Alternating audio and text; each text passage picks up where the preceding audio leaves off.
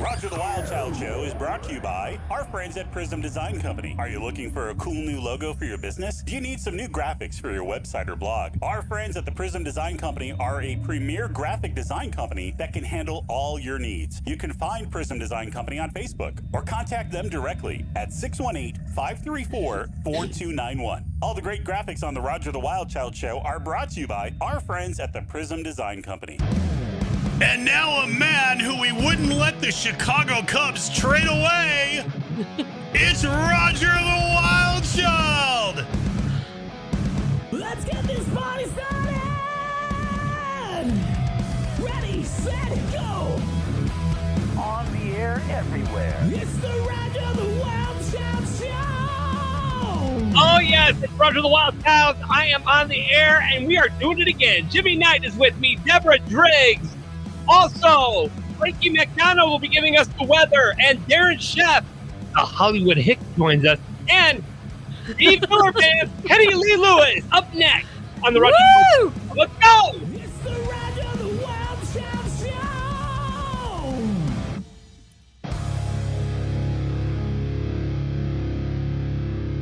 Oh, guys, how are y'all doing today? I am Roger the Wild Child. It's another fun, exciting adventure. Jimmy, Deborah is back. Deborah was on vacation in New York. Was, and guess what? I got to hang out with our Soho Johnny and our Mickey Burns, and look, I got his book. Oh, yes. Nice. Yeah, it was so fun. I have one of his books too. It's right behind me. See? Right there, somewhere. Right there, right next to our buddy Leland's book. There you go. Oh, I have that book too. Yeah. Such a cool book. It's very heavy, so I'm not going to pick it up. It's very heavy. It really is. When it came, I was like, what is this? It was boxed so nicely. I was like, this is so nice. Yep. I know. I got to get caught up in these books. I got to get these books ordered because I need one from everybody as well. So absolutely. I know. I'm slacking here. Sorry, guys. So first of all, I do want to welcome everybody. We are officially launched today on the Talk4 Media. We are on talk4tv.com as well. Hi, everybody. Yep. And starting tomorrow on Monday night, 10 Eastern, 7 Pacific, we will be heard on K4HD Radio. So what you hear today, you go to k4hd.com and you can hear our show on K4HD Radio as well. Talk4podcasting.com. So just check us out. And what's really exciting is our new website that we just launched. Okay. So you could check us out at www.rogerthewildchildshow.com. There you go. It's right there. And we are streaming direct on the website. We will be streaming live every Sunday night on the webpage as well. So we're streaming live on talk4tv.com, and we're also on all their social media platforms. We're also on rogerthewildchildshow.com, brand new website. Look at our bios, look at us, and get to know us and have a lot of fun. This is a lot of details. I was like, what? I mean, know. we came here to have fun. This Right? is It's like so details. much work. Eh. Follow us here. Click a link there. Friend us Okay, there. just click in on Sunday. We're here. And Drop us I have to do a shout $25 a out. month for a subscription here. Oh, wait, that's the other side I I belong have to. to do Sorry. a shout out. Oh, sorry, fansonly.com. I know. Sorry. Oh God, that is not my shout out. I'm doing a shout out. It's my cousin's birthday, and she got me this beautiful cocktail ring. Nice. I'm wishing her a happy birthday, Jackie. I love you. Okay. Happy She got birthday, you the Jackie. ring another day. I'm like, why would she get you a ring for No, her I'm birthday? wearing it because it reminds me of her, and today's her happy birthday. birthday. Yay. Yeah, she's in New York. She's in New York. I missed her on this trip, so. I'd like to say hello to everybody in the chat room. Teresa Sabin, hello. Don Joseph, thank you very much for watching. Feel free to chat with us, and your comments will probably get on the air. Also coming up, we have on the show Kenny Lee Lewis. He is the bassist for Steve Miller Band, and his beautiful wife, Diane Steinberg-Lewis. And she's the reason... Okay, the Beatles wrote Lucy in the Sky. And we're going to find out. No, she was Lucy in the movie. Yes. That's the deal, man. She was Lucy. She was Lucy. She was Lucy. So we're going to In talk the to her sky about was Was diamonds. Lucy. She's I remember that movie. I remember going to that movie. I must have been in 7th or 8th grade. I love that movie. I love the Bee Gees. the beat. Yeah. That must have been cool to work on that movie. It was so colorful and bright, and like the music was amazing. We're going to have to talk to Diane about that one for sure. Absolutely. Maybe we'll talk I to her didn't go about see it. the movie when it came out. I was right up there. It was right up there with Purple Rain with me. Like, I had 2 movies I couldn't go see when they first came out. So I had to watch them when I was in my 40s. Yeah. So It's hard to see. Okay, so we have Diane and her husband here. They're both rock stars. So we'll see what we get to. Oh, I'm so excited for it. I know, right? Exactly. We'll leave it up to them, okay? Right. And also today debuts our brand new segment, Tales from the Hollywood Hick. And that would be with our very own Darren Chef. Darren Chef, brother from Chicago. His brother joined the show. So now, I know, pretty exciting. We got a lot of stuff going on with this show. So a lot of cool stuff. But let's get to the weather right now. And let's bring up our very own Frankie McDonald. You wish you knew if skies will be cloudy or blue. Don't worry or fret, cause your best bet is our weatherman who has plenty to say to you. I don't know where his book went. I did some cleaning here. I don't know. In the cabinet behind you. This Is doesn't work. This doesn't work with my new vibe. It does it. No. I don't know like where, that. Frankie, I don't know where your book went. It's usually right here. I'm getting it. Oh, well, I'll pretend. Yeah. Frankie, where did you go? All right, that's weather with Frankie. He left. He's done. He's like, And There I'm it sending is. one He's got his- for he's Michael got his copy. to Inovik Centennial Library up in Northwest Territories. And my weather forecast from Sydney, Nova Scotia, it's going to bring cooler than average temperatures going to turn hot and humid later on this week in Sydney, Nova Scotia, Halifax, Nova Scotia, and then Conditional, Glasgow, Truro, Yarmouth, Kentfield, Wolfville, Shelburne, and all these places in Liverpool, Lunenburg, and Sherbrooke, Nova Scotia, Cancel, Nova Scotia, and all these places going to start off this week is cooler, breezier. There's going to turn humid later on the week. And Moncton, New Brunswick's going to turn humid too. And Moncton, St. John, Fredericton, Bathurst, Miramichi, Evanston, Charlottetown, PEI, Prince Edward Island, such as Charlottetown, Summerside, St. John's, Newfoundland, Corner Brook, Gander, Grand Falls, Newfoundland. And Montreal's going to turn humid as well. In Quebec City, Montreal, Drummondville, Victoriaville, Sherbrooke, Bonaventure, Quebec, or Monica Bouillet is at, and Per Se, Quebec, and Rimouski, Quebec, and Val-d'Or, and Rouyn-Noranda is going to turn hot and humid too, including Ottawa, Toronto, and all across Windsor, London, Kitchener, Waterloo, Cambridge, Brantford, Paris, Woodstock, Stratford's going to turn humid once again, including Owensdale, Midland, Collingwood, Gyrich, Sarnia, and all these places, including all the way up the North Bay, Greater Sudbury, Sault Ste. Marie, Timmins, Ontario, Kapuskasing, Hearst, and Thunder Bay, Kenora, Dryden's going to turn really hot, same with. And the places like Fort Francis, Angus, Eccleton, Ontario. And Where's the coldest? In Brandon, Portage, Prairie. Churchill's going to remain cooler than normal for now. Then warms up in Churchill, cools down again. Same with Regina. It's going to get humid too in Saskatchewan. Moose Jaw, Swift Current, Prince Albert, Saskatoon, North Battleford, Weyburn, Estevan, Norton, and Lloydsminster, Alberta, Medicine Hat. It's going to be hot too in Canberra, in Lethbridge, Alberta, and Crow's Nest Pass in Calgary, Red Deer, Edmonton, and Fort McMurray, and including Grand Prairie, Alberta, including Caleb's, Kelowna, Prince George is going to remain hot. It's going to turn really, really hot in Vancouver, Victoria later on this week as well. In the next week, it's going to. Where's the coldest place right now on Earth? Yeah, where's the coldest area right Where's now? the coldest place on Earth? In the United States and America, and it's supposed to get really, really hot and humid. Yeah, but where's the coldest place Northeastern on United Earth? States and southeastern United States, and up around the places like Frankie, California. It's going to bring hot and humid weather, hot and dry weather in Arizona. Frankie, where's the coldest place on Earth right now? Full Stocks Research Station, South Pole in Antarctica. And what's the temperature there? Minus 80 with a wind chill. Ugh. Oh, no, I'm not going there. Where's the warmest place on Earth right now, Probably Frankie? Somewhere Me. Athens, Greece, right up to 48 degrees Celsius. Wow. Athens, Okay. Greece is the warmest. On Earth so far this week. Wow. Wow. That's And great. Death Valley, When are California is you much hotter than starting, that. Frankie? When are you starting your world tour? Going to anytime soon. Going to so many countries around the world: North America, South America, Europe, Asia, Africa, Oceania, and the Pacific Northwest and Northwestern United States is going to bring hot weather too.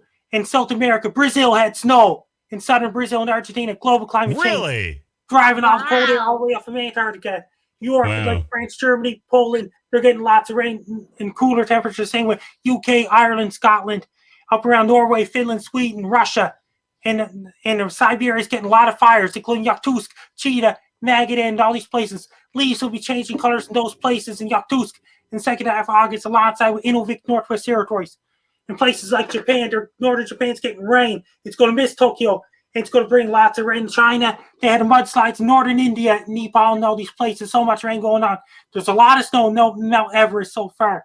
In places like in Thailand, they're getting a whole lot of rain. In South Africa, it's getting really cold weather. In places like, and so much dust, dry, sandy dust storms, driving all the way from north coast of Africa, going all the way to Florida from Western Africa. That's long distance. It's been cold in southeastern Australia. It's been snowing in Queenstown, New Zealand. It's going to get cold weather in New Zealand later on this week and all this week. The cold air's come all the way to Queenstown, Dunedin, Invercargill, and all these places. Now, I know Alaska just got an earthquake. 8.2 magnitude earthquake. It was a really bad earthquake. Yeah. Did you predict that one? I did in 2018. Okay. Yeah. All right. Well, you can get Frankie's book on Amazon.com. Thank you, Frankie. Yeah. We'll bet that you wish you knew if skies will be cloudy or blue. Don't worry or fret, cause your best bet is our weatherman who has plenty to say to you. Frankie, Cheers, Frankie. we'll see you next week, Frankie. I don't know Can where you the book went. imagine? I have no idea where the I book missed went. I missed the whole first part of that. I couldn't understand. But I know that it got really cold in Antarctica. I just lost the book and I'm sad. I don't know where I it went. have it, but you can't see it because of my green screen. I know. Now Wait, that's a green screen? Now I don't like this thing. I'm so sorry. I like doing this. But you're in front of the Hollywood Hills.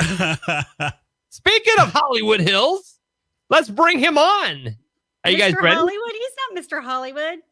Well, he was in Hollywood. He's But, from Chicago. Chicago. No, he's in Nashville right now. Please Yeah, welcome. Nashville's super cool. There's Jeff.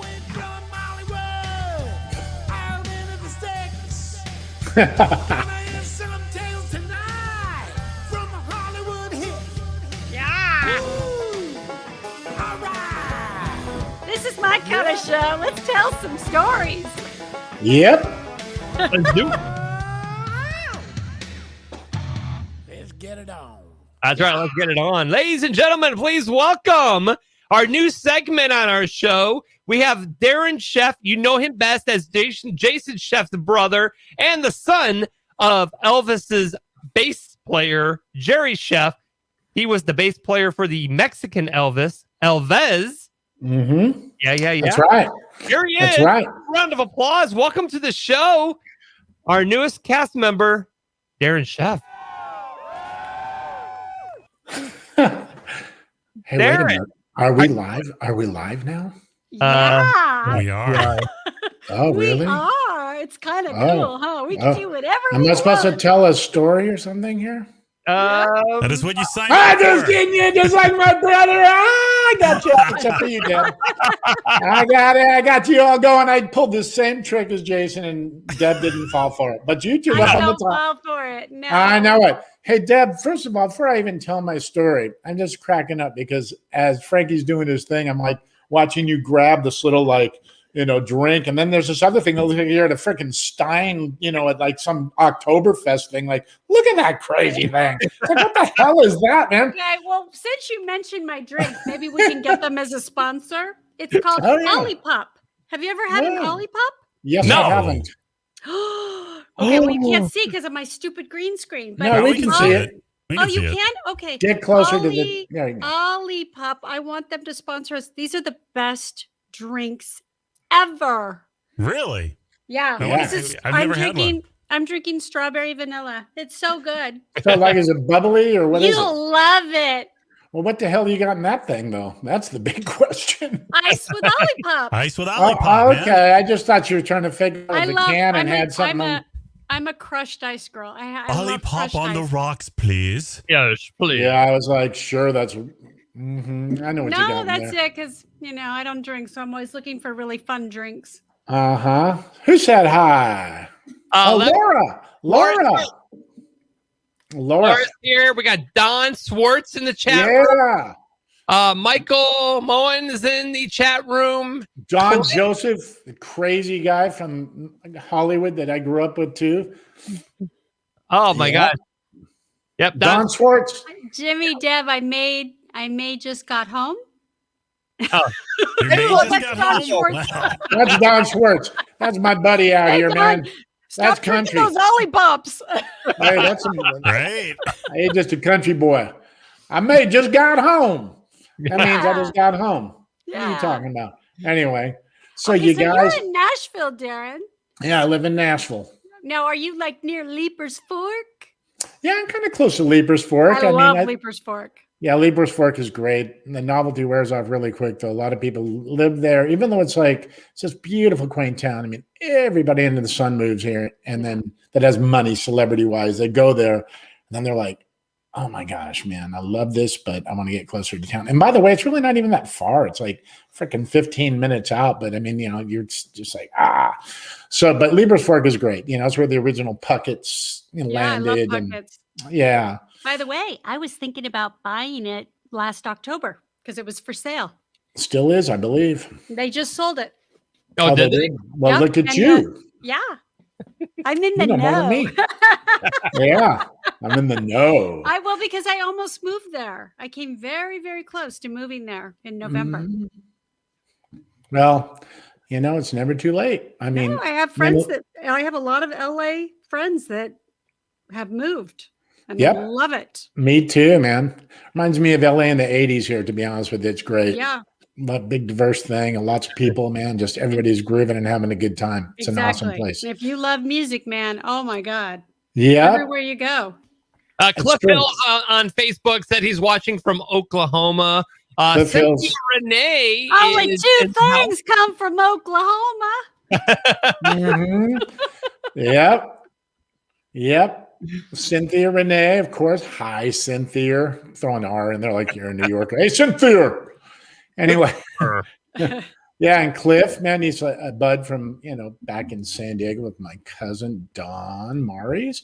So, yeah, that's incredible seeing all these guys. Kathy, like some Chicago fans in here, too. Woo!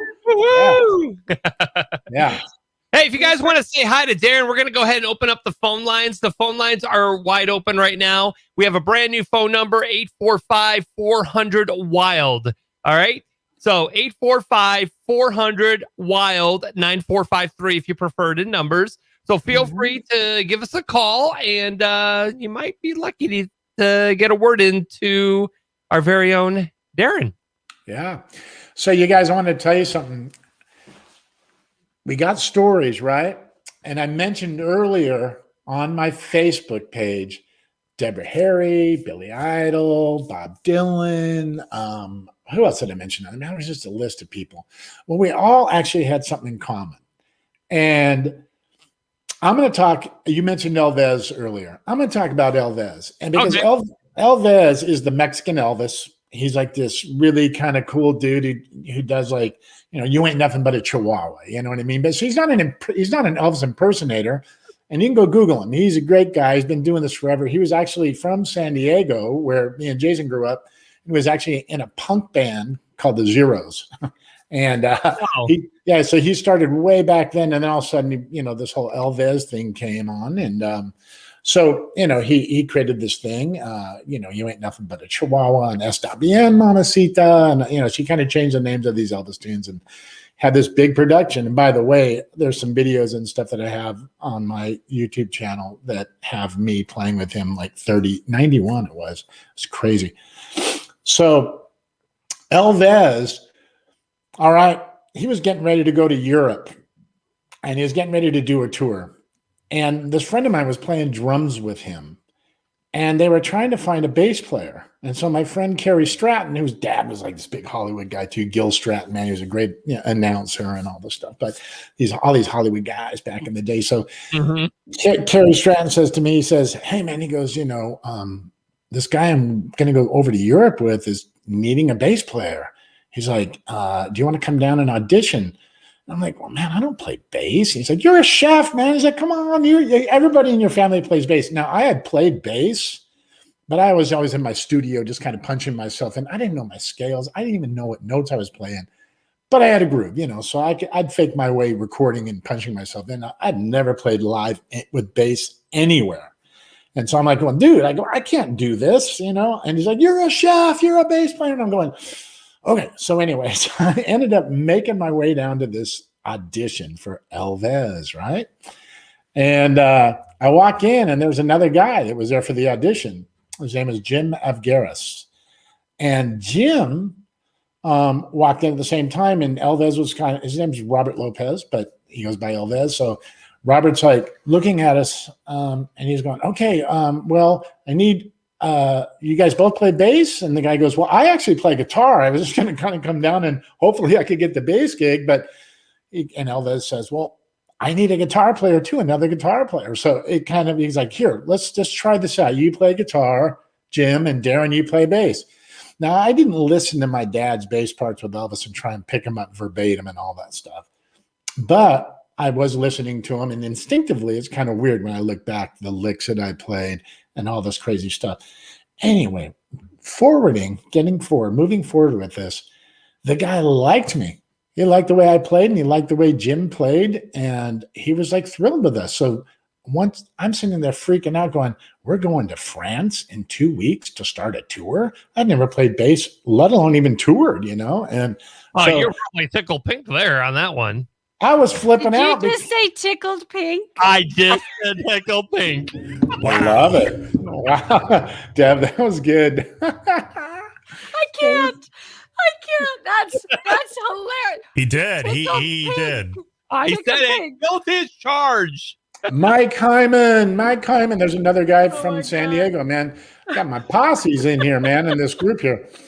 So anyway, what was crazy is we have a couple of rehearsals. That's it. And we go to do a show.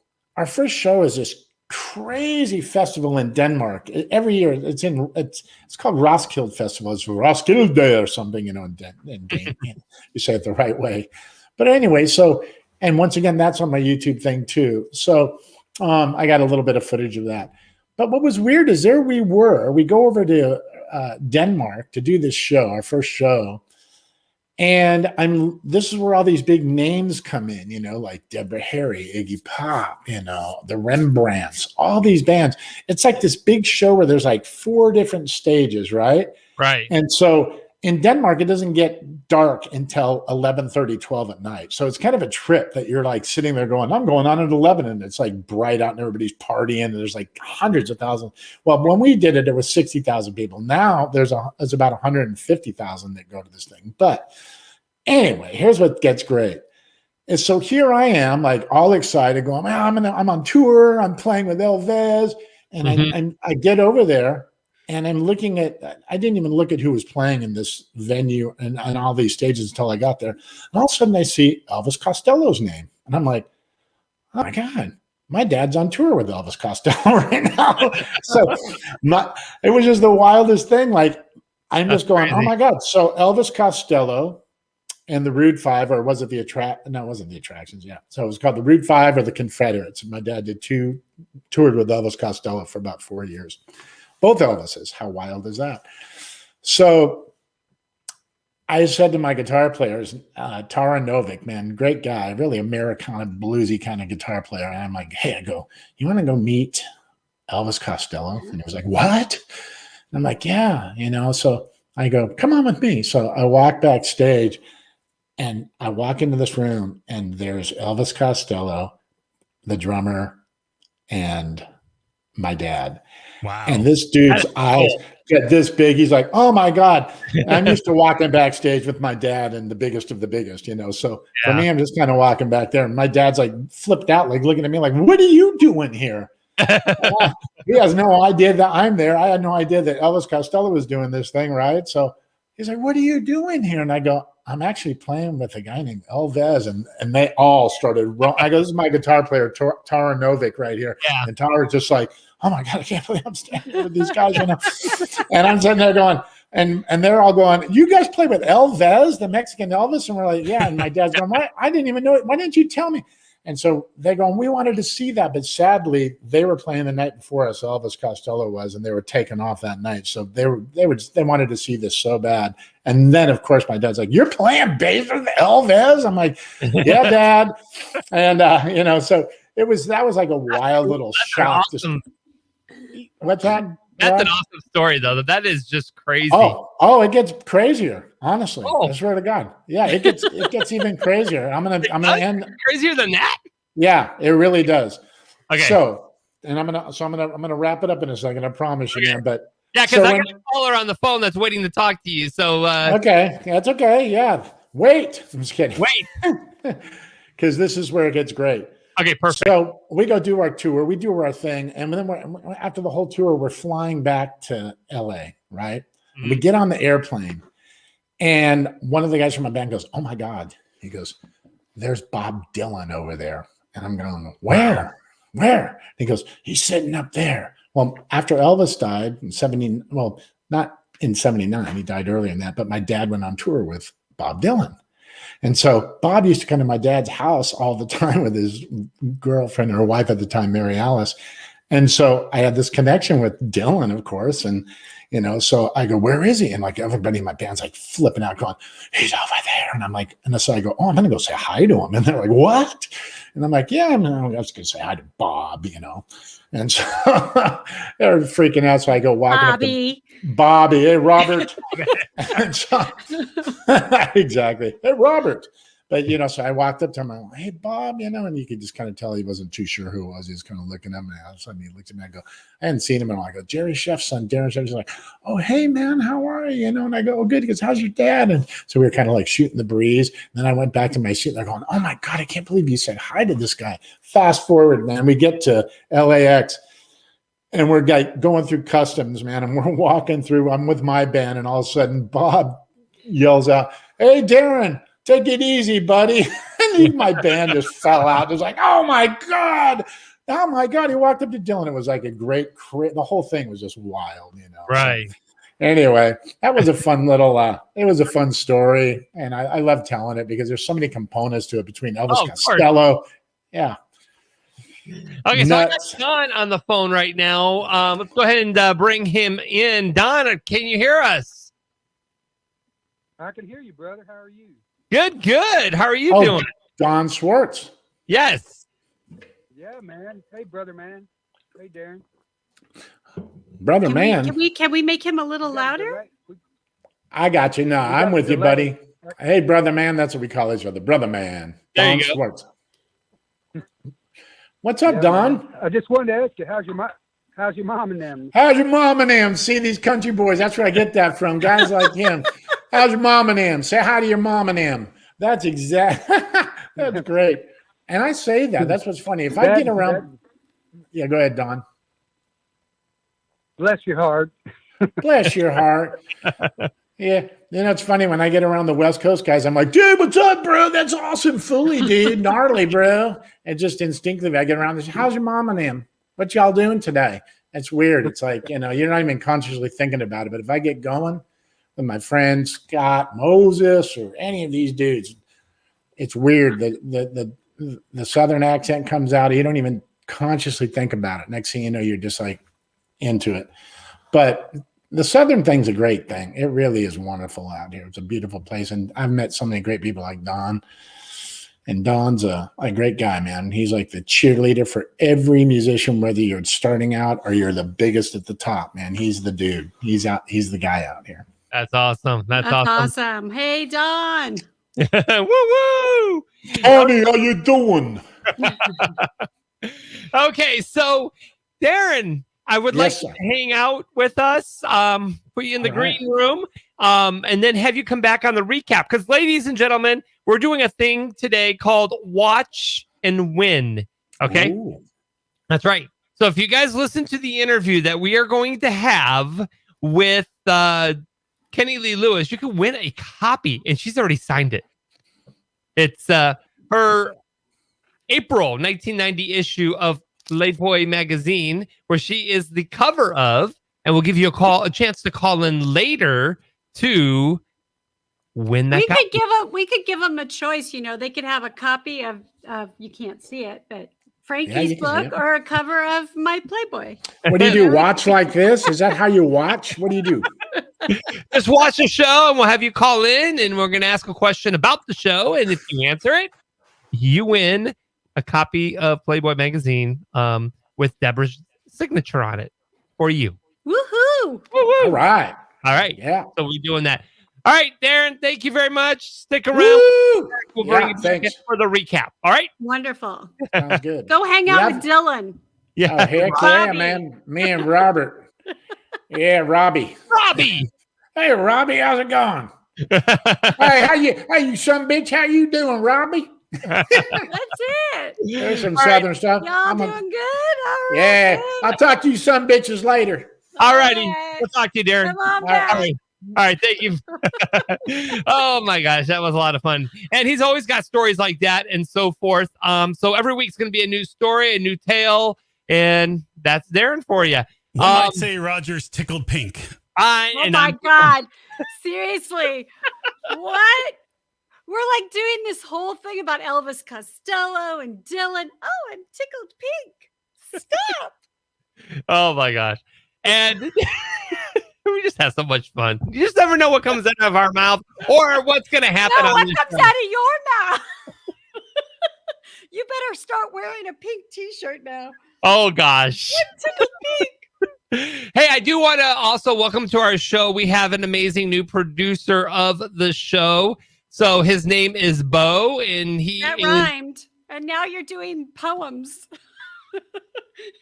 He's a poet and he We didn't have even a know it. producer of the show, and his name is Bo. Are you going to bring him on? Can we say hi? Hi, Yeah, Bo. we'll bring him on for a second. All right, guys. Please welcome our producer, Bo. How's it going? Hey guys, how are you doing? Hi, Doing good, Bo. brother. Hey Deb, What's up, Bo? Hey. Bo. Jimmy, how you doing, buddy? Hey, so Bo has his own band. Okay, so he's a musician, a graphic designer, and now he's the producer of our show. Bo, tell us a little bit about Roll trade. What's that? He's a producer, and now he has no volume. Hey, I have no volume whatsoever. I didn't have time to get a microphone yet. Hey, great producer, Roger. Thank you. No problem. All right, so he'll be running the chat rooms too. So he'll be chatting with you guys, chatting up in the chat rooms and helping the technical end of the show. So just wanted to introduce Bo to the program. So Bo, welcome to the team. Welcome, Bo. Appreciate it. Okay, so Oh my God. it's time. Jimmy, you're awfully quiet. Yes, he is. It's all good.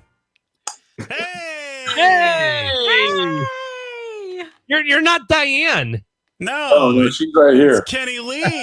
I love that shirt. Oh yes, there she is. There you That's are. awesome. Look how cute you guys are. Oh Yeah, my he God. gave this to me. Some people have to wait to meet their, what does it say, favorite bassist? I married mine. Ah, That is so cool. You know, But I'm his favorite singer, so whatever. Beautiful. I haven't seen that shirt in years. I didn't even know you've been behind it. Wow. You guys gonna wear it around the grocery store when you guys go shopping, or what? No. I can tell you two were adorable, by the way, in the pre-show. Just watching I you know. two, you're just adorable. Yeah, you just It was wait. fantastic. You just wait. You don't know what you're in for.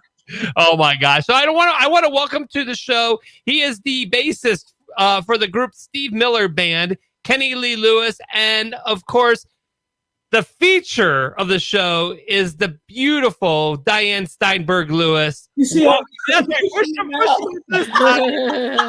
Just like Ian Hunter used to do in Mott the Hoople with the lead guitar player. He just pushed him off the Yes, side. like, in and out in more ways than How one. did you two meet? I have to know. How did you meet?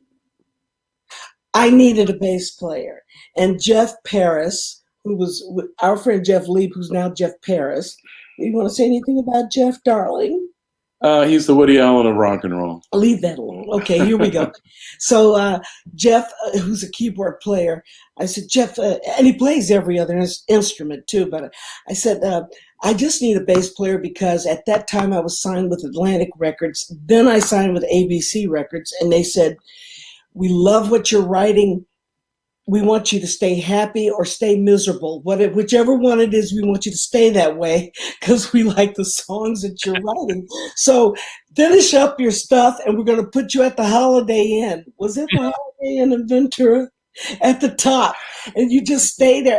And so my bass player went to France because I Herb Mickman, and I thought I was going to be doing this jazzy pop thing, but so then Jeff said, well, I can do it. I says, yeah, but can you sight read? Because you got to do like lounge material in some of these places. So Right. I said, can you read MacArthur Park? And he went, I got this friend, Kenny Lewis. So they came down to see me at the Continental Hyatt House on Sunset, where I was subbing for another band. And Burton Cummings was staying upstairs, and he had just finished singing and hanging out. You know who Burton Cummings is, don't you? Mm-hmm. They're from Canada, honey. Of course they know who he is. No way. I'm not from Canada. Oh, I thought you were all Canadian. No, No. That was like the weatherman from Canada. I'm from Boise, Idaho. I'm an LA girl, but I don't know who Burt Cummings is. I don't either. Burton Cummings was the lead singer of Guess Who. Okay. Oh, I should know that. How old are you guys? Okay, that's all right. Jimmy, I know the Guess Who. So. I'm very disappointed, Jimmy. Very disappointed. He should know that. Sorry. Right. He's our music man here. He's like, I know. Look, I'm not a huge player, and I was like the third or fourth choice. So I was kind of like the back burner bass player that she had to settle for. wow. Well, Look she at those settled eyes. for a long time. Well, apparently, yeah. The Continental Hyatt House is the place where all the rockers used to come and throw TVs out of the window. Right. They call it the Riot House. Yeah. And in fact, I was in Sgt. Pepper, and one of the scenes is us coming out of they changed it. It was the Sunset on Boulevard by that time. Or was it still the Continental Hyatt House? I can't remember. But anyway, so anyway, where was I? We were talking. They asked you a question. How did we meet? Yeah. Yeah, that's how we met. It's like a married couple. I swear. Shocking, right? Right. So I had on this, it was in the 70s, so I had this Donna Summers, like a wig on, this the layered look, and the eyelashes out to here. You could turn me over and rake me, they were like out there. But anyway, he thought I was cute, and we were looking. Just the reverse of it. The reason why Jeff took me down there is that we were looking for a lead singer, a female vocalist, to be in our band, so we could play the Charlie Brown's Prime Rib Steakhouse. Well, that wasn't me. And but he thought you might be interested in doing it with us. He says it's a long shot, but we should go down and at least see her. So that's how it was. It was just a long shot to see if maybe we could woo her off of a record deal to work in the steakhouse with us, right? In other words, they were broke musicians. So anyway. I love this. I would have loved to heard what the sales pitch was for that. Here I am with all this promise and my wig on and everything. Well, we got the gig at the in Ventura. Oh God, Howard King booked me on that. And this guy used to have a place right next to Fredericks of Hollywood on Boulevard, on Hollywood Boulevard. I remember that store. And you know what? Still there. Right down the hall, he said, I'm going to put you just so you can be tucked away, get your trio together, and we'll set you up. And I hear this girl singing down the hallway, and she introduces me as the doctor, and Howard King says, she's never going to be anything. I'd like to meet her anyway. So I go in there, and he introduces me to Diane Warren. You know who she is. She has written everything. Yes. Everything. I mean, if Howard were alive today, he'd have to. Well, but he was a live entertainer agent, and she was not an She entertainer. was a songwriter. Right. She's only a songwriter. So what he said was probably true. No. She was never going to be an entertainer, and she never was. Well, she entertains in a lot of other ways. On Facebook, she cusses up a storm, and I just love it. She practically owns the 9,000 building on Sunset now. Yeah, man. Don't tell them where she lives. Okay. So anyway, so here we are. So I'm at the Holiday Inn, and Kenny comes, and see, we got two different ways of looking at this story. So he comes in, and he looks like he just got off of a fishing boat, and you know those Beverly Hills. There's a story. What's the story? Beverly Hillbillies. They have Beverly Hillbillies. She thought that my hat looked like Buddy Epson's hat in the Beverly. He walked in, and I went, "Oh my God, what am I going to do with this guy?" And then he walks in and sees me, and you tell the story. Well, when I saw her at the Continental Hine House, she had that Donna Summer wig on, the eyelashes, and the whole bit, and a wig. I mean, it was just like she just looked completely different. So when I come to the audition, I'm up on the stage upstairs in this rotating restaurant thing, and she walks in, but I don't know it's her. It's just this woman walks in. She's got a babushka on her head. She's got sunglasses on. She's in like a t-shirt and jeans, and she walks up to the stage, and I look at her and I go, "Can I help you?" Because I didn't know who she was, and she goes, "It's me. It's Diane. What are you talking about?" And so I didn't even recognize her. It was pretty funny. Well, we didn't recognize each other, and then wow. That's crazy. That's how we met. I auditioned. I got the gig because she was desperate. Nobody was available. And then I rewrote her book for her because I couldn't read it the way it was set up. He rewrote my charts. Yeah, the book. And what happened was that Yeah, of course he did. Yeah. He rewrote my charts. Yeah, that ain't how it started though. Because my boyfriend was the drummer. He got him out of the picture. Oh wait. Okay. Oh no. No, I cut the drummer out. Okay. We were friends. Wow. We were friends. But anyway. We're going to working out at the gym and going out to the restaurant. We went out to a nightclub. We went and danced with some other girls one night. You don't even know that. Yeah, you set it up so that he could come back and say, well, he was looking at other girls. Okay, we're not going to go into that. But anyway, we met doing music. So we started Beautiful. We started writing songs. Beautiful love story. And it is a beautiful story. It is such a great love story, and I'm sure that you've just traveled the world and done all. I mean, you probably have stories for days. Oh God, we would use up all your airtime. Yeah. Well, we were thinking about getting married when Steve Miller had just got his big hit with Abracadabra. Okay. And we were in Montreux, Switzerland. Oh, there, yeah. Yeah. Mm-hmm. Remember we left? Wow. Anyway. So,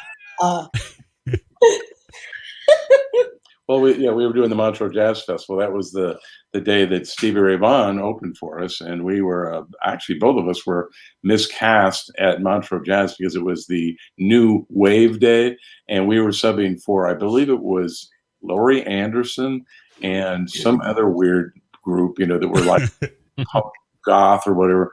And so the audience hated us because we were just these, big, healthy, corn-fed American boys up there playing rock blues, and all these people with like mohawks and like hair like this. Yeah, but like flipping the bird at us and everything, throwing. Nice. Hey, Leland. Yeah, I was gonna say Leland Sklar probably was there going, check it out. Do you know who was the guy that opened? Was right before Steve was Stevie Ray Vaughan. No. Yes. No, it wasn't. Yeah, it was. It was Talking Heads. Yeah, well, that was before him. Stevie Ray was in between us. Wow. They love Talking Heads, and yeah. They love David Byrne. And Steve, I remember Steve came out off stage after they kind of did their little "we don't like you guys because you're 70s" or whatever it was, and Steve looked at me, and we both went, "Fuck them." Yeah. He just said, "Don't look at the audience. Just don't look at them." He just said, wait, how do they go? How do they like? Because we're being broadcast all the way over into. God, I think it was in Russia at that time, it was like crazy. But he just said, just look at the lens. Don't look at the people flipping the birds down there. Just look. Oh my God! TV audience won't see that. You know, How do they like Stevie Ray Vaughan though? Like if they, I mean, because they didn't like him. They oh, booed okay, I was gonna say, I'm guessing they didn't Booed like the him much whole either. thing. He had a record out yet. He was just getting started. In fact, that But one you song. you said you almost got married. So where did you get married? Yeah, we're That was years later. She wasn't quite sure. You know, I mean, she was ready. I brought up the subject of maybe getting engaged on the Eiffel Tower when we were in Paris. Oh, and she just kind of looked at me, just kind of like, you know, like I did not. You did. You just kind of like went like, really? Oh my God. Wow. You know, because I mean, she was having fun with me and everything, but I mean, it was like, what? No, no. Why do you want to mess it up like that? You know? No, he was not a pillow pet. He was. Okay, so let me go back. So, but we didn't get married till a couple of years later. I hired him in my band, and you know, and you want to tell him about the guys that I was going to hire? Well, after you. Well, I mean, basically, we started writing songs. She was going in the studio, and she liked my bass lines that I came up with on the songs that we did. Yeah, so bass lines. Those bass players the producers, are really. I'm telling you. The producers that she selected. Those bass players. Oh, she gonna. You gotta bring it over here. There you go. Just the top part. Okay. Those. Okay, so the producers were picking all the top A studio guys to play on a record, which was Jeff Porcaro from Toto, Jay Graydon on guitar, David Page from Toto on synthesizers, all the boys from and Toto. David Hungate, the bass player from Toto, and they wanted that to be the band, and so she insisted to them that David Hungate was not going to play bass; it was going to be me. Well, no, that was for the Midnight Special. You remember that? No, show? your record. I'm talking about your album. You insisted I play on your album. Yeah, I did. Yes, dear. 2 words. Yes, dear. Yes, dear. You got to get your guy to play on it, or you're going to be gone and he's going to remain broke. So, I have a question. Who are those guys in the background there? Huh? The guys that are in the background there. Oh, yeah. These guys. Oh, these guys. Yeah. Yeah, those guys. We know them too. Oh, do you? Okay. If you go on YouTube, there's a video of us with Ringo and Paul singing "Dude" at the Hollywood Bowl in 1993. Oh, wow. Come out on stage and sing with them and finish the show. So there's actually a video on YouTube you can see. That's awesome. We have to check that out for sure. That's super cool. Yeah, because Diane already knew him from the Sgt. Pepper movie, obviously. Right. And so how did you get that, Diane? How did you get in that? How did that happen? Were you now aspiring in acting, or was it just random? Well, they were looking for Lucy, and they wanted Carly Simon. I'm just going to put all the stories together. Go ahead, go with it.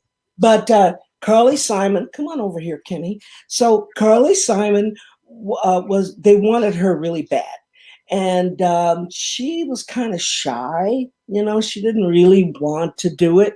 And so then they had this cattle call. And Natalie Cole tried out for it, Thelma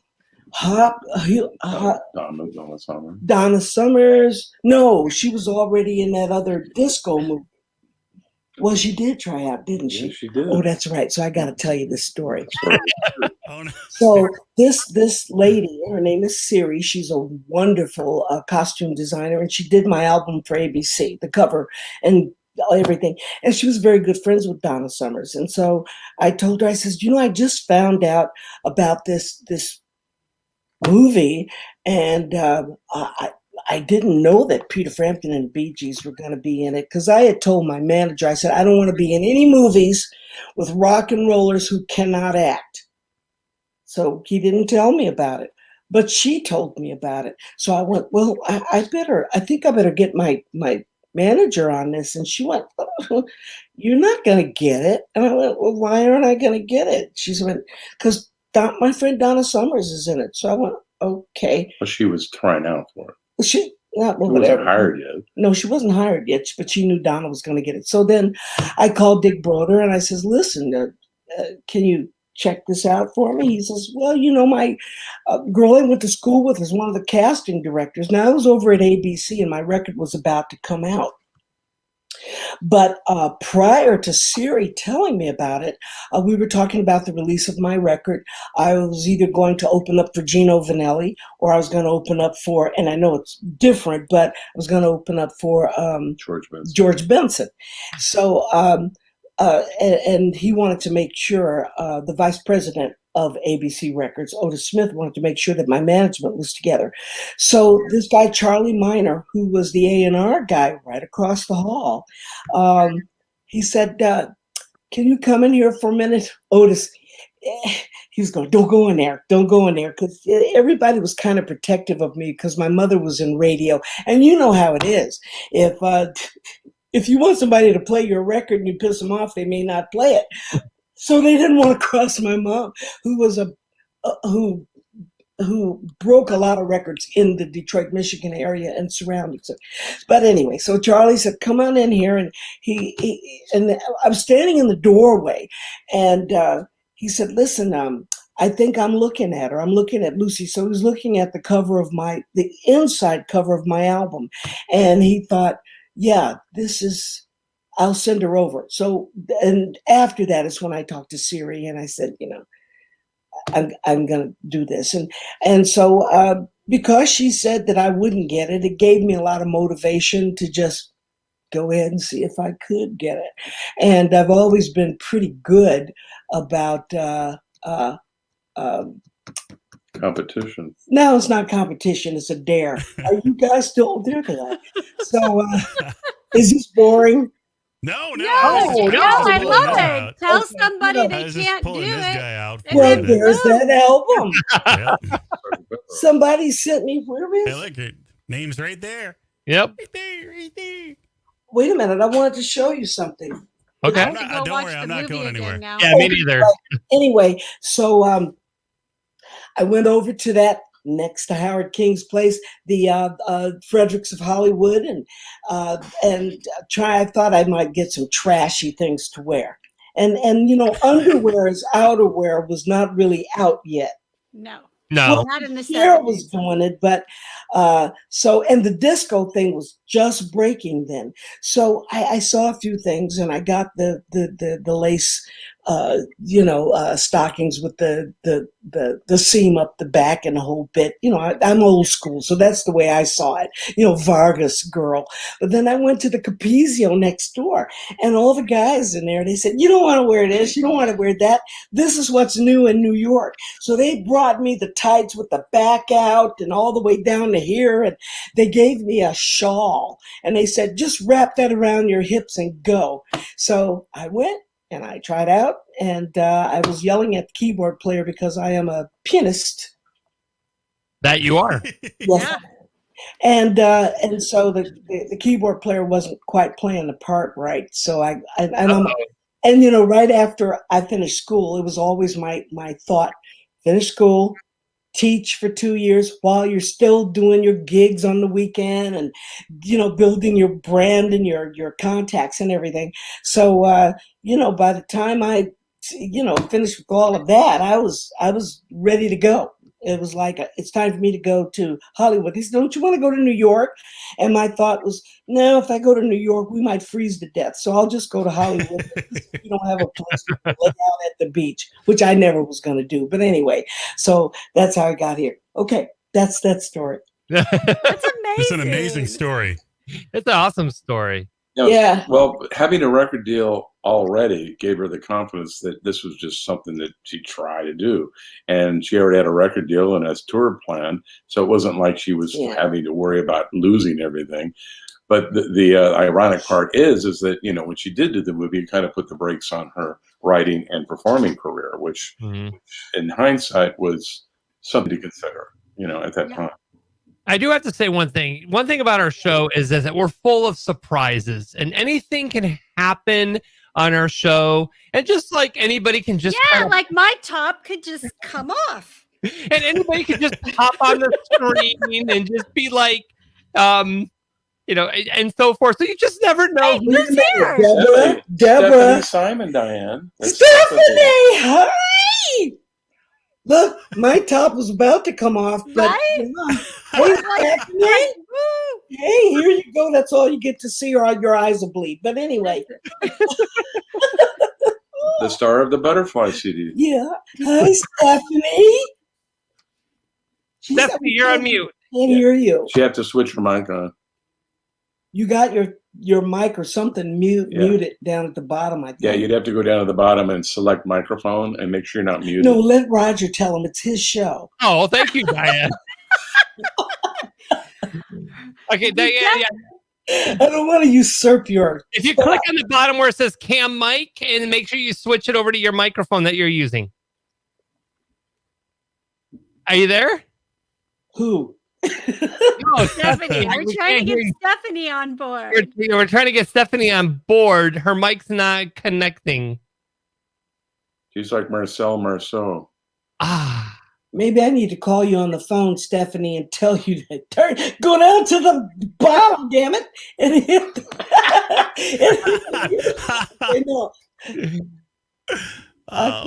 Does anybody know any sign reading here? You know, no, not yet. One day I will. Not yet. We can't hear you. We cannot hear you. But you can call us in on the line. If you want to call us on the phone, we can put you on the phone line. Yeah, 845-400-WILD. There she goes. 845-400. There we go. We put the number on the screen for you. Wild. That's a true radio station number right there. I know, 845-400-WILD. Get your tickets right now. Well, yeah. Somebody you know? Let me tell you the story of why Stephanie is here, Kenny. Okay. Yes, please do that. Okay. This report. I'm at work at my regular job saying, hey, you guys got to watch the show. And I got Kenny from Steve Miller Band, and he's going to be on the show. And this lady goes, oh, my gosh, my son and best friend, her mom, is like friends with Kenny. I'm like, no, you're kidding me. No. So she connected me with Stephanie. I'm like, okay, this would be so fun to be able to get them both on the call together. And I met Stephanie after I sang at a funeral. She came up to me. And I played on her record. I believe we have Stephanie on. Stephanie. Oh, do we? Hello? I'm in the phone. Nope, she just hung up. She hung up. Oh, come on, Steph. Come on, Stephanie. But yeah, so it was she's got some crazy stories. So I'm waiting for her to call in. Let me know when you got her back on. In the meantime, while she's trying to figure that out, we've got to talk about Kenny. Yes, Kenny. Yes. You're in his band? 30 plus years with the Steve Miller Band. What? That's right? Like, that's a career. 39. Wow. What? Wow. You know, I looked at that and I thought, you know, that's huge because, you know, musicians move around, they switch, they play for all, but you really stayed with the Steve Miller Band, which by the way, I love this. I did a lot of other projects too, but this was one that, I just kept going. I did take a break though. He did a jazz album in 1987 that I did not play on, and I did not support that tour. I was doing other things in town. So for about 6 years, I had a break in the middle. But from 82 to 87, I worked with him. And then from 93 on, I've been working with him touring. So it was a little break. But, you know, collectively, if you want to talk about that, you know, I've known him for 39 years and been working on and off with him. Yeah, and the amount of catalog there from Steve Miller. I mean, you hit after hit after hit after hit. It's just amazing how many times you just turn on the radio and there's a Steve Miller song being played. It's crazy. Just we're so many hits. He's become kind of an American pastime with his catalog, and his catalog actually precedes him.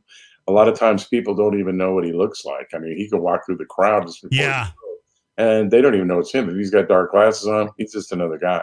Right. So, but his catalog, his music, his art precedes him, which is unusual for most pop stars because, you know, when you think about pop stars, you think about, you know, Mick Jagger and Michael Jackson and whoever, you know, you can always Stephanie, turn it down. Stephanie. Jeez. I mean, come on, that's an entrance. So anyway, Listen to it on the phone. Was that me? Oh, Yeah, now the works. microphone There works. you yeah. are. Okay, the microphone works now. You know, point I was trying to Stephanie, make was that- you're like the attention. did I getter. interrupt the story? Yeah, let's let Kenny finish the story. Yeah.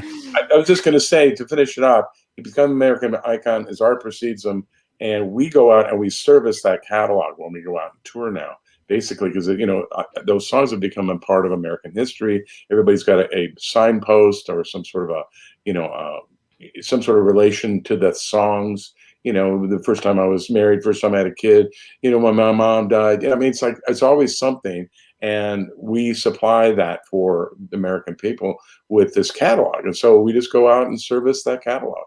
So it is quite an honor to do that. And we do that every summer, and except for, of course, last summer.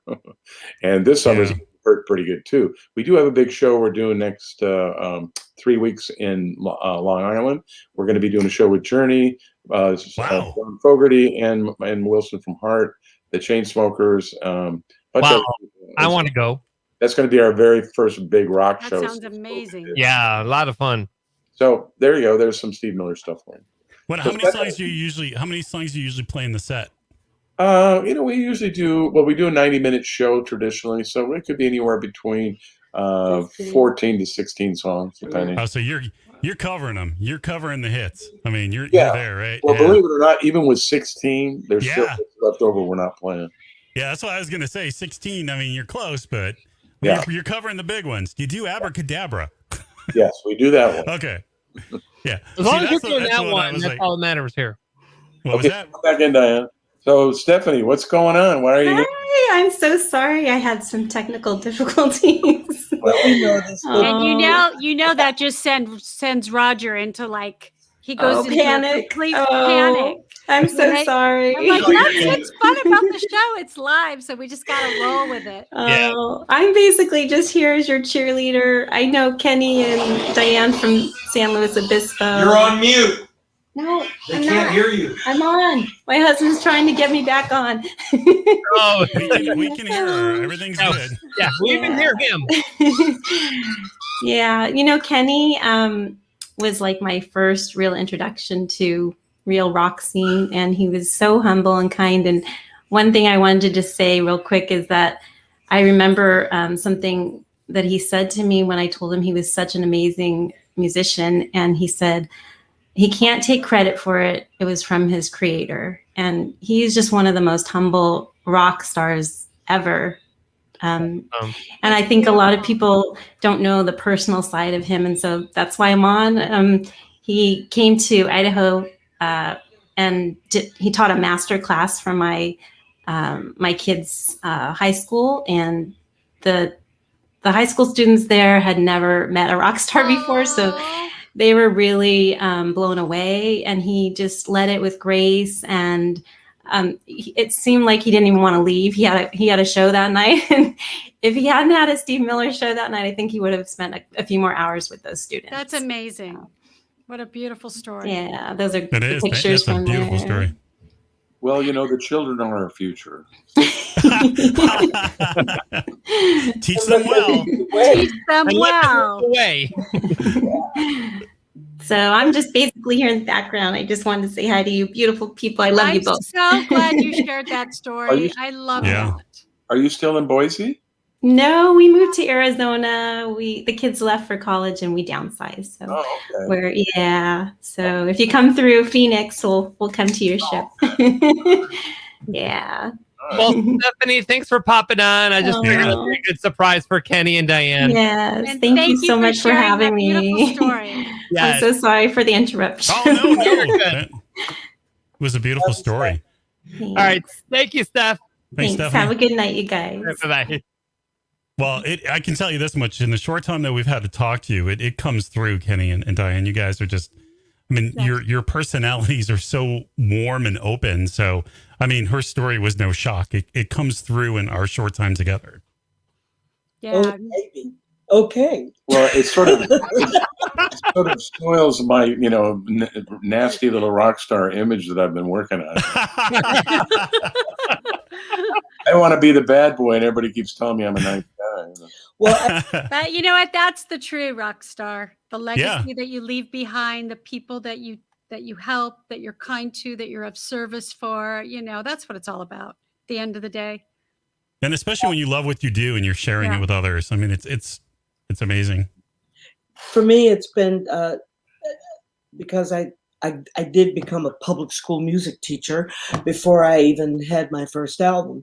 And so when I perform, I feel like, you know, you have to let people, I don't care if it's 1 million people out there or one, it's the same thing. It's your front room and it's your show and it's your story and you're sharing it. So it almost feels like when you perform, you're kind of teaching and being family. And when you are teaching, you know, especially high school students and junior high school, you have to perform, you know, or they're going to be bored. You have to, especially in the arts, they have to understand that because you know how they treat artists because it's such a frivolous thing, but you have a different attitude about it, and there's so many ways of fulfillment other than just being a star. There's so many other things you can do related in this industry. So you take in all of your experiences and you use everything. If you know how to ride a horse, you're probably going to get the role for the girl that rides a horse or the guy that rides a horse. Right. So anyway, so, you know, if you skate, that's going to work. If you, whatever, if I can show my shoulder, that'll work. Oh, yeah, put that down. Nobody. I can see your armpit. Yeah. Hold on, let me mark that time down for a clip. Okay. Speaking of education, I have a new teaching website, which is called fretfriends.com, FRETFRENZ. And it is subscription lessons that I just put up. And I kind of feed it with a YouTube channel that I have. If you go to Kenny Lee Lewis YouTube channel, go to Fret Friends playlist, I have a lot of interviews. I have a lot of performances. I even do some free lessons up there. And then that, you know, sort of inspires people to maybe want to take the lesson on the website. So that's one of my new ventures that I've been working on. Oh, wow. That's super cool. Love that. Isn't that we have guests on all the time, and I just, every time, you know, a guest comes on and talks about technology, I'm just always blown away, like where we live right now in the technological world. I mean, you could get trained right here by a legend. I know. Like 30 years ago, you'd be like, nah, I got to pick this thing up and grab a book and try to follow it. Now you can get trained by a legend. Like the technology is amazing. Maybe Diane will give me piano lessons. I'm a beginner. Right? Yeah. Wait a minute. Have you ever played at all? I do. I play. Well, hey, come on. Get on that. I've been doing lessons by Zoom. Nice. But it's amazing because you're embracing the technology to do it. It's amazing. Well, the reason why I had the time was because of COVID. COVID Yeah. just locked us up, and I had to reinvent myself because I wasn't working, I wasn't touring. Yeah. So I just had to take my skill sets and put them forward and go, hey, this is about the best thing I can do is offer guitar lessons right at this point, and eventually bass lessons too. Because I don't know if you know, but I was Steve's guitar player for 28 years before I started playing bass for him about 12 years ago. Yeah, I saw that. Yeah, so I've done both for him. And check out the concert in Chicago. What year was that? 2008. That was the killer concert. Yeah, if you go to YouTube and you look at the Ravinia concert, that's me playing. I remember the Ravinia too. Yeah. It's me on guitar there. But Right. anyway, so that's why I was able to, you know, buckle down and kind of learn some of that technology and put some time in. And she bought me a new computer. I was out of work. She bought me a new computer. Thanks, honey. So I was able to do this with a new camera, you know, and I was able to put all this together. So anyway, that's fretfriends.com. And then also I'm a writer. I have a book that's on Amazon called Skeleton Dolls. Oh, new book I have to get. And, yeah, right? Yeah, and that's ordering it now. I'm working on novels too as a writer, so that's going too. That's available on Kindle and hard copy, and I'm working on trying to get an agent for that project. So, and we have a band together, which yeah, if you go to, you know what, we need to put a band together with husbands and wives and we'll call it the Husband. There you go. I like that. And if they're not careful, it'll be the Was Band. Oh. Well, maybe it will never be banned. I don't know. For you two. You two are lovebirds.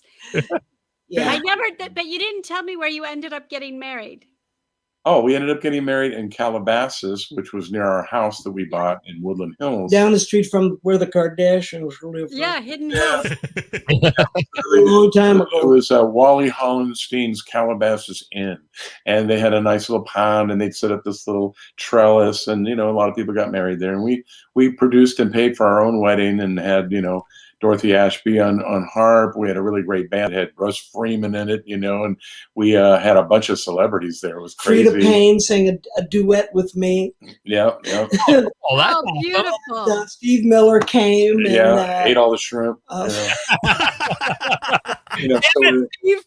Alan O'Day, what was the song? He sang Undercover Lover, Midnight Fantasy. Anyway, Alan O'Day. Good tune.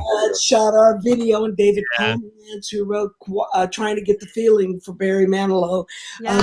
And Allie Willis was there. Allie Willis was there, who's written all the Earth, Wind, and Fire things. And Color Purple. So musical. Anyway, we had a storybook wedding in 1983. Yeah. Even though I made the idea in 1982 in the Eiffel Tower, she had to think about it. In fact, the first time I gave her the diamond, it was kind of like she looked at it. She went, "Where'd you get this?" Oh, Goes, "How much you pay for it?" She was like, going like tink, tink, tink, tink. Oh, I don't believe We're it. getting true. That's right. When I asked my wife to marry me, she looks at me all happy and smiling. She goes, "What do you want me to say?" I'm like, "What do you think I want you to say?" Yes, say yes. Yes, and in hindsight, we went through a lot in our marriage, and it's just like, we could write a book about it, and you should. Yeah, You absolutely should, because the relationship thing is the number one thing that brings people to their knees, and it's such a great. I write a blog for a matchmaker, a famous matchmaker on relationships, and so I wrote one today about your heart's desire and how it's like the one thing that everybody, I don't care who you are, and it's funny because you look at like people like Brad Pitt and Angelina Jolie, and it's a joke. I'm always like, if they can't make it, the two most beautiful people in the world, it's like, it affects everybody. So it's a great book. You should definitely write it. He was with, what's her name? Goop Girl, the one that Goop. Oh, Gwyneth. Yeah, wasn't he with Gwyneth before? Yeah, he was when they made Gwyneth, Seven. and then he was married to Jennifer Aniston, and then he divorced and married Angelina.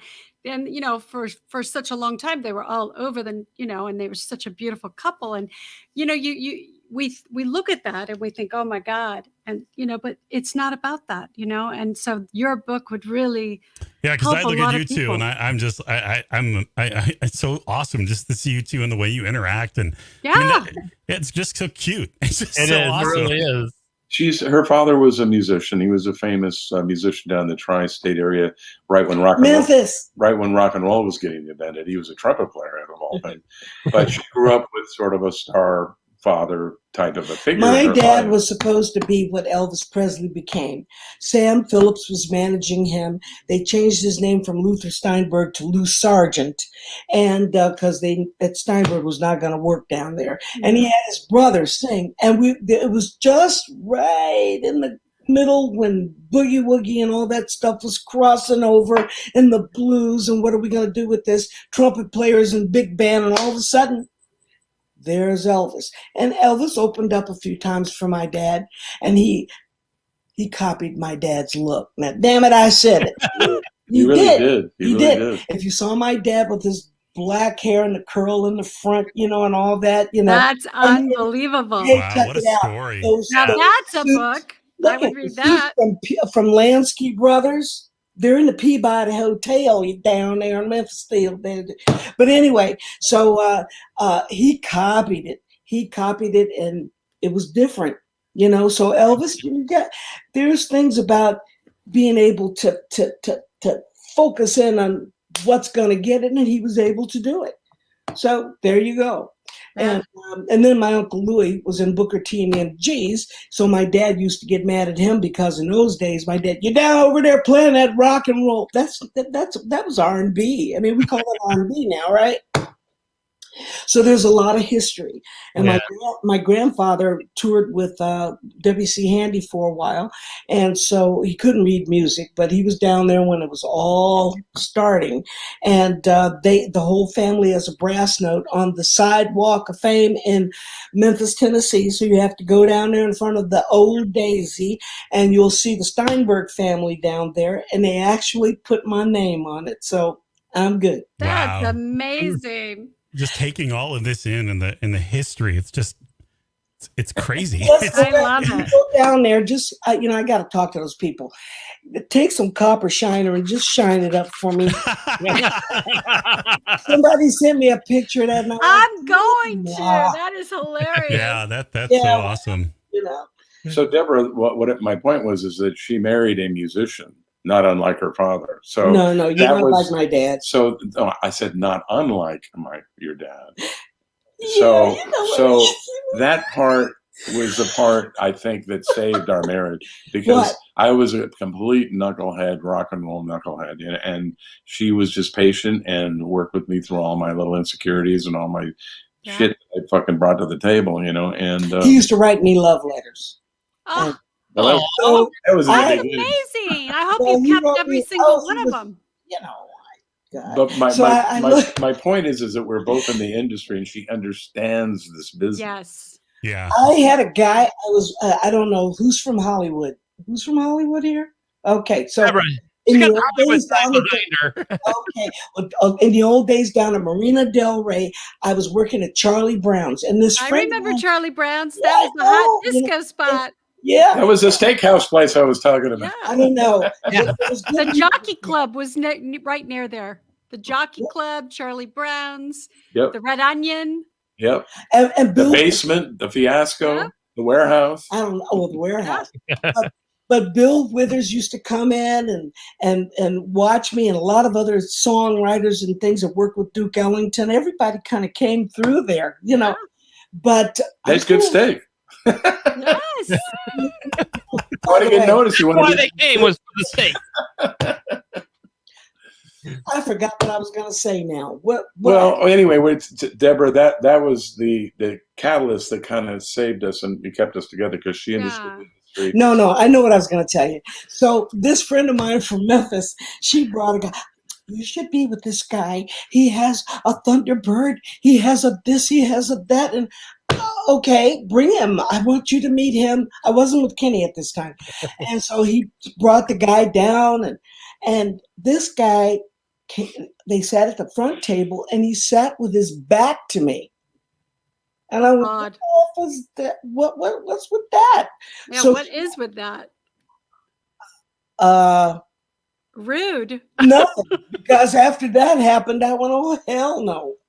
Exactly. Listen, you need somebody to understand what you're doing. Yes. And if you can't talk music, or if they're not interested, or if they're going to get competitive, which you have gotten sometimes. But anyway, no, I'm just kidding. I'm just kidding.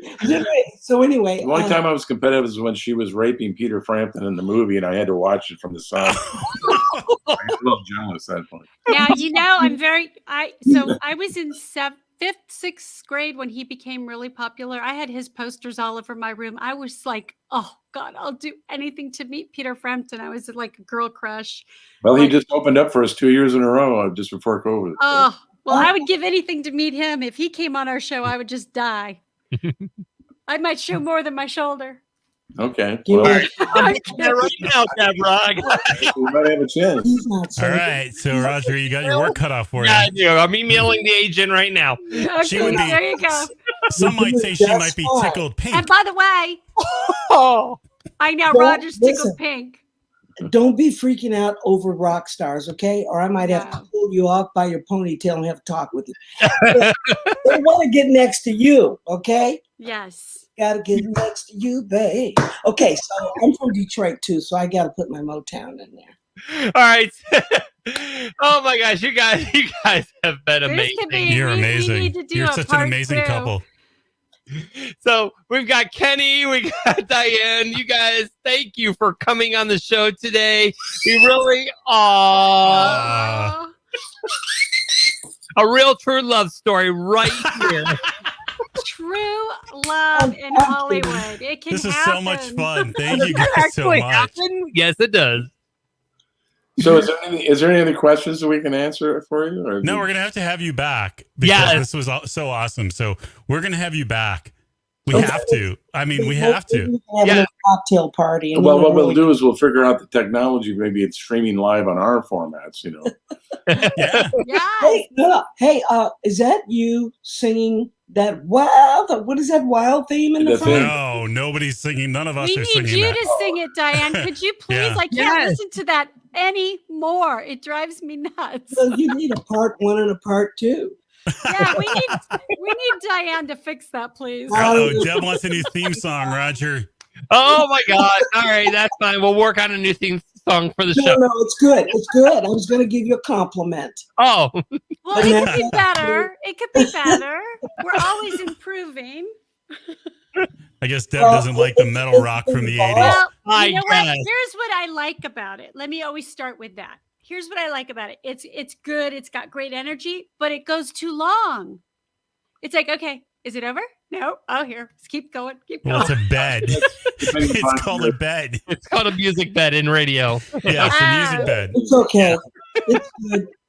It's good. I'm going to hush my mouth now. It's kind of like when you're in radio and you're talking up abracadabra and you go, wow, I get to play abracadabra because it's got a long intro. Why don't and we I can use talk that? all the way until he sings. So it's like that's why you want a bed so you can talk under music. Oh, we need Tenor to Line use is that that. way, too. Can we use that? Yes. What was that? No, Deb? you better Oh, not you speak can't. up. That's copyrighted, Deborah. Yeah, no. Maybe we No, can you- get permission. Now, you don't want him coming after you. No, I don't want anybody coming after me. She runs everything now. That's right. He's running it. Okay, so anyway. Yeah, we love don't like playing copyrighted stuff because we don't want to get taken down. So No, of course not. even Kenny though I Diane? support Steve Miller's entire catalog, Yes, so absolutely. Kenny, Diane, we're going to have you guys back on a future you guys time. are awesome. You're so Thank cute. you Thank you so guys so much. much. I enjoyed it. Love you guys. And next time we'll have a little cocktail. Nice. Perfect. We'll do it. We'll do All right. it. Memphis Bye, Bye, guys. guys. Take care. Have a great night. Nice meeting you. Likewise. Wow. Hi, guys. Just an amazing couple. Just I want to be like that. I do. Right? That was just so much Ain't- fun. Ain't love grand? Were you tickled pink? I was tickled completely- pink. Oh my God. man. You know, the Oh. problem is like an hour just flies Yeah. by. It And does. there's so much When you're having great- fun like that, yeah. When Yeah. Yeah, and When there's we have like great I guests. had like 10 more questions for Kenny, but like Yeah. she's a blast. We should have had them separate. Well, I think it was better having them together. I think it made yeah, I do more. too. Like, Yeah, it was fun. It was totally Yeah. fun. Okay, Yeah, and they- they are for watch and win, everyone. So no. we're taking calls right now. Give us a call 845-400-WILD. 845-400-WILD. And we will take a random call. We will ask you a question about the show. And if you win, you get a signed copy of Playboy from Deborah. Okay? There you go. So while we're waiting for the calls to build up, let's bring back the Hollywood Hick. I'm watching. You're watching? Oh, You're watching. You're part of the show, Darren. Oh, I know. That's all good. Hey, man, I got to tell you, while you're ramping up for that, yeah, it's crazy. You know, I think I got stories. Come on, listen to Right. her. First of all, Diane. I mean, Diane's got, just my the amazing goodness. stories. Oh, and the history of her family and everything. You know, it's just I know wild. of her dad. Amazing. Oh, it's crazy. And then just even starting out with this guy, Jeff Lieb, who's Jeff Paris. I mean, he was like, you know, like she said, Steinberg didn't really work. Well, Lieb didn't work either in Hollywood at the time. This guy, Jeff Paris, had like Goldilocks, man, all the way down here. And he was like a pop songwriter that kind of shifted over into like Vixen and, you know, Lita Ford and all this crazy stuff. I mean, this guy's Vixen, like the heavy metaler, man, guy. You know, he kind of shifted away from the really poppy, cute stuff like we were all trying to write from the Next Share record or Chicago or whatever. And Jeff Lieb, man, I mean, he's got the talent for it, but or Jeff Paris as he goes by. But he was. It's funny to hear that. I mean, there's so much.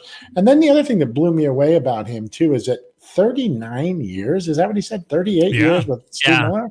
Yeah, a little break in between, but still, I mean, you take the 39 years. He was a and just guitarist. Go, and the last years he was the bassist. Yeah. Who's splitting hairs? But remember, hey, Raj, he did play guitar. So remember, we were like, I'm like, is he the guitar player? And he's like that guy's, I don't know how tall he is, but he looks tall, man. I mean, I've seen him like on videos. I'm thinking, man, and he was incredible. But yeah, it was just wild. Diane just said that Steve Perry was supposed to be her background singer before he joined Journey. Wow. Like, that would have been another great story. Oh my gosh, I love Steve Perry. Here's a little piece of trivia. Steve Perry dated a woman that I know.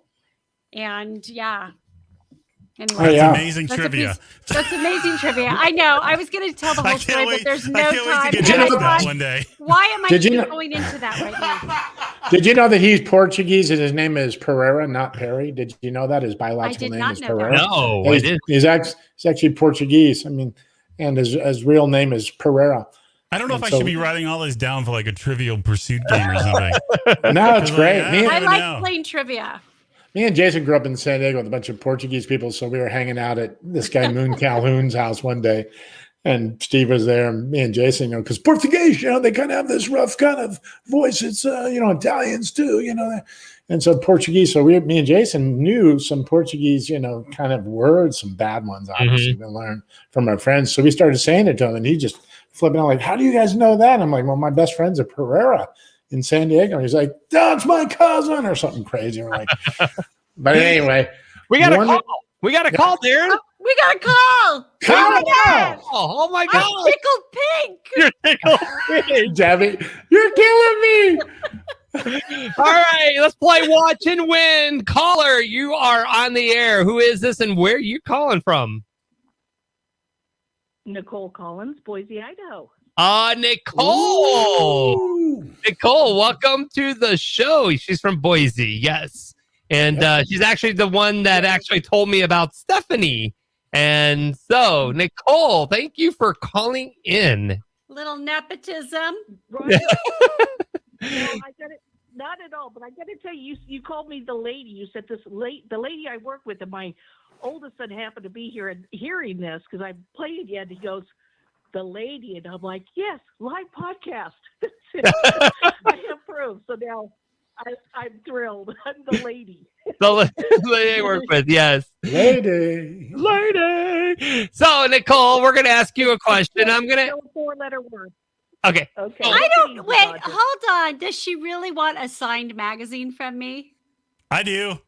She'll probably give it to her boys or something. I can get a lot of bribing done. Give it to her boys. Okay. I mean, this is gold. Well, it's a cover, so Okay, right. so I'm going to randomly pick.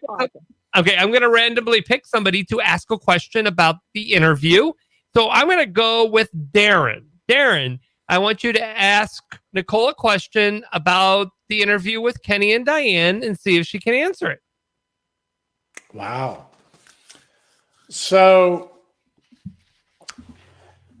she was talking about something that had to do with a song called The Masquerade. Do you remember who the artist was that sang that song that she mentioned?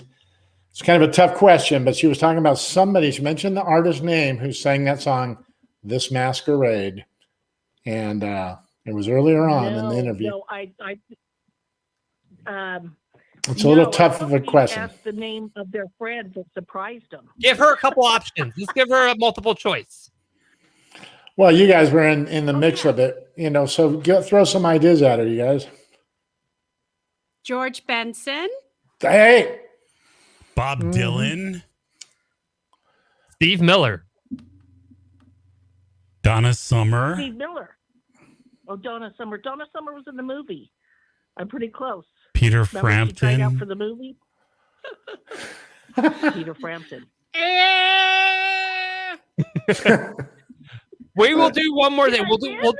No, we're going to do one more question for you. So this will be a makeup question, okay? All right, so we'll do one more question. Who Deb. is Diane married to? Yes. Who's There you go. Oh, my God. Okay, hold on. Kenny Lee Lewis? Yeah! Oh, wow. Oh my gosh, I can cry. My husband, you know how much I'm going to get from that magazine cover? Thank you so much. Yeah. Yeah, So right on. you'll have to give me the details of who you want me to sign it to, or I can just sign my name. Oh my gosh, because I don't know which one I'm bribing yet. So I guess like 2 and leave it blank and then sign your name. So that You can fill it. You can fill it in? Yeah, she'll fill it in. Yeah. Is it going to go to your dog barking in the background? Okay, which one? Yes. They're excited. He's a male dog and he wants to, get in. Oh, yeah. He's excited. Yeah, we all fit in the same category. They're All right, dogs. well, you'll let We're all Roger dogs. know. He'll let me Yeah, know, well- and I will get that to you. Yeah, as soon Roger as has you your number, so as soon as you have Thanks, you guys. How fun. yeah, as soon as you figure out who you want it signed to, I'll have her sign it, and then we'll get it shipped out to you. Okay, sounds perfect. Thank you, Nicole from Boise. All right. Woo. Hey, did you guys know that Leon Russell wrote that song, This Masquerade? Isn't that wild, man? That big hit, man. Leon Russell with his gruff voice. A little trivia for you there, man. But he was, most people would. Roger sing it for us. Who else sang it? Who am I thinking of? Well, he wrote a song called A Song for You that everybody on the planet sang. Everybody from Michael Bublé to, the Carpenters sang that song. I'm talking about, Leon Russell's song, A Song for You. You know it, man. You go hear it, you'll know exactly what it is. And it's crazy how many people. Who am I thinking of with the Masquerade? George Benson, you hit it on the head. No, George Benson, but who else sang it? Somebody else sang it. Oh. Really handsome guy. I can't think. Darren Sheff? That's all I can think of. No, I'm just kidding. I don't know. I'll have to look that up. I don't see anywhere where it was covered, but I could be wrong. Yeah, I don't think. The only thing I know is I might be thinking of something else. Yeah, but anyway, Leon Russell was something else, man. He was part of that wrecking crew. Didn't quite get Leon Russell actually played on My Way for Frank Sinatra. His name is Claude Bridges. And so he went to Leon Russell, but most people don't know that he played piano at I think 16 or 17 years old on My Way. Man, Donny Hathaway sang. Oh, that's right. That's right. Okay. You stumped me. He knows it better than you, and you're the musician? How man. Hey, wow. I'm tickled pink. Really. I see it was sung by so many people. Somebody in my ear right now giving me the answers. Oh. 10 That's okay. points for the girls. That's all good. You can research it. We actually Deb and Diane are going to have our own show. and I will tell you this one thing about Kenny that just blew my mind, that I totally respect. It's like the length of time that he's worked with that guy. Like, it doesn't matter if it's music.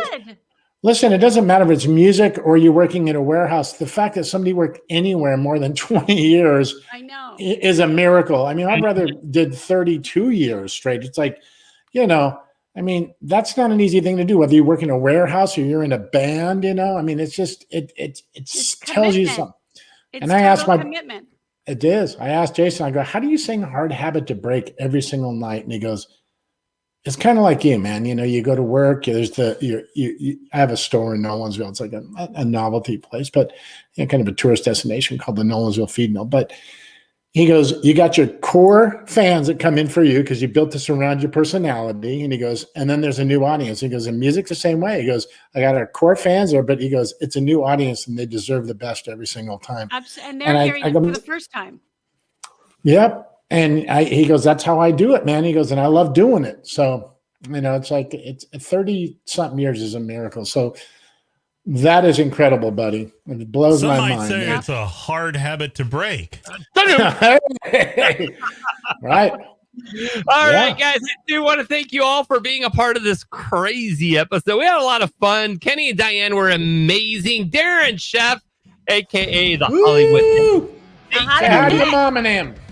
That's right. Say hi to your Say mama. hi to all your friends and them. Say hi to your mom and him. All next time. Oh, wow, listen to her. Thank you. See y'all next time. Deborah Driggs, thank you. Jimmy Knight, thank you. For TV. Yo, what's up? K4HD tomorrow. Monday night, 10 Eastern, 7 Pacific. Log in, k4hd.com. and replay this show. Until next time, I'm out of here. Peace out. Woohoo! Roger the Wild Child Show!